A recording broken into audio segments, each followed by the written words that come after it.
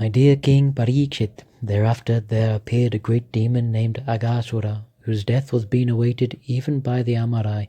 The Amarai drank nectar every day, but still they feared this great demon and awaited his death. The demon could not tolerate the transcendental pleasure being enjoyed in the forest by the cowherd boys. Aghasura, who had been sent by Kamsa, was the younger brother of Bhutana and Bakasura. Therefore, when he came and saw Krishna at the head of all the cowherd boys, he thought, "This Krishna has killed my sister and brother Bhutana and Bakasura. Therefore, in order to please them both, I shall kill this Krishna, along with his assistants, the other cowherd boys." Aghasura thought, if somehow or other I can make Krishna and his associates serve as the last offering of sesame and water for the departed souls of my brother and sister, then the inhabitants of Rajabhumi, for whom these boys are the life and soul, will automatically die. If there is no life, there is no need for the body. Consequently, when their sons are dead, naturally all the inhabitants of Raja will die. After thus deciding, that crooked Aghasura assumed the form of a huge python, as thick as the big mountain and as long as 8 miles. Having assumed this wonderful python's body, he spread his mouth like a big cave in the mountains, and lay down on the road, expecting to swallow Krishna and his associates, the cowherd boys. His lower lips rested on the surface of the earth, and his upper lip was touching the clouds in the sky. The borders of his mouth resembled the sides of a big cave in a mountain, and the middle of his mouth was as dark as possible. His tongue resembled a broad traffic way, his breath was like a warm wind, and his eyes blazed like fire. Upon seeing the demon's wonderful form, which resembled a great python, the boys thought that it must be a beautiful scenic spot of Vrindavana. Therefore they imagined it to be similar to the mouth of a great python. In other words, the boys, unafraid, thought that it was a statue made of the shape of a great python for the enjoyment of their pastimes. The boys said, "Dear friends, is this creature dead, or is it actually a living python with its mouth spread wide just to swallow us all? Kindly clear up this doubt." Thereafter they decided, "Dear friends, this is certainly an animal sitting here to swallow us all. Its upper lip resembles a cloud reddened by the sunshine, and its lower lip resembled the reddish shadows of a cloud. On the left and right, the 2 depressions resembling mountain caves are the corners of its mouth, and the high mountain peaks are its teeth. In length and breadth, the animal's tongue resembles a broad traffic way, and the inside of its mouth is very, very dark like a cave in a mountain. The hot fiery wind is the breath coming out of his mouth, which is giving off the bad smell of burning flesh because of all the dead bodies he has eaten." Then the boy said, "Has this living creature come to swallow us?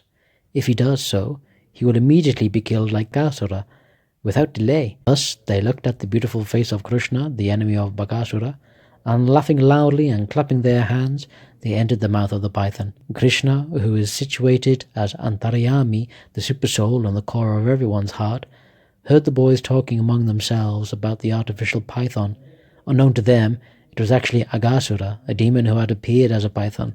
Krishna, knowing this, wanted to forbid his associates to enter the demon's mouth. In the meantime, while Krishna was considering how to stop them, all the cowherd boys entered the mouth of the demon. The demon, however, did not swallow them, for he was thinking of his own relatives who had been killed by Krishna, and was just waiting for Krishna to enter his mouth. Krishna saw that all the cowherd boys, who did not know anyone but him as their lord, had now gone out of his hand and were helpless, having entered like straws into the fire of the abdomen of Aghasura, who was death personified. It was intolerable for Krishna to be separated from his friends and cowherd boys.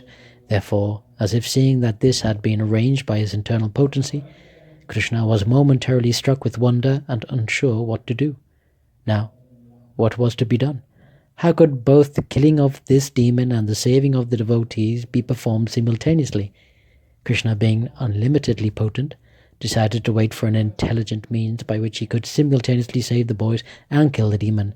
Then he entered the mouth of Aghasura. When Krishna entered the mouth of Aghasura, the Devas, hidden behind the clouds, exclaimed, "Alas, alas!" But the friends of Aghasura, like Kamsa and other demons, were jubilant. When the invincible Bhagavan Krishna heard the Devas crying, "Alas, alas!" from behind the clouds, he immediately enlarged himself within the demon's throat, just to save himself and the cowherd boys, his own associates, from the demon who wished to smash them.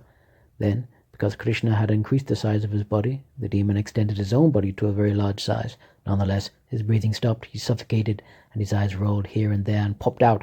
The demon's life air, however, could not pass through any outlet, and therefore it finally burst out through a hole in the top of the demon's head. When all the demon's life air had passed away through the hole in the top of the head, Krishna glanced over the dead calves and cowherd boys and brought them back to life. Then Mukunda, who can give one liberation, came out of the demon's mouth with his friends on the calves. From the body of the gigantic python, a glaring effulgence came out, illuminating all directions, and stayed individually in the sky until Krishna came out from the corpse's mouth. Then, as all the demigods looked on, the effulgence entered into Krishna's body. Thereafter, everyone being pleased, the Devas began to shower flowers from Nandana Kanana. The celestial dancing girls began to dance, and the Gandharvas, who are famous for singing, offered songs of prayer. The drummers began to beat their kettle drums, and the Brahmanas offered Vedic hymns. In this way, both in the heavens and on earth, everyone began to perform his own duties, glorifying the Lord. When Lord Brahma heard the wonderful ceremony going on near his planet, accompanied by music and songs and sounds of Jai Jai, he immediately came down to see the function. Upon seeing so much glorification of Lord Krishna, he was completely astonished.